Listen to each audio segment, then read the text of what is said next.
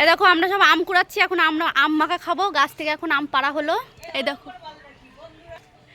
এখন আমগুলো সব কুড়িয়ে নেবো, উপর থেকে পড়েছে তো সব ফেটে গেছে। দেখো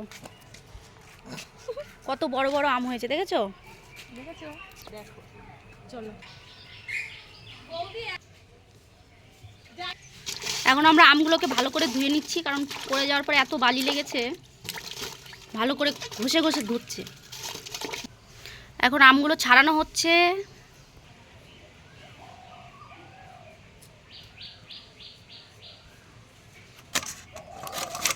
দেখো আমগুলো ঘষে নেওয়া হচ্ছে এখন।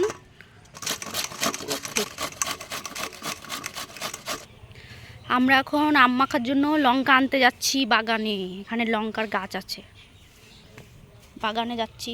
এই দেখো একটা লঙ্কা হয়েছে, এত রোদে লঙ্কাও হচ্ছে না। লঙ্কাটা ছিঁড়ে নে, নিয়েছি একটা লঙ্কা পেয়েছি।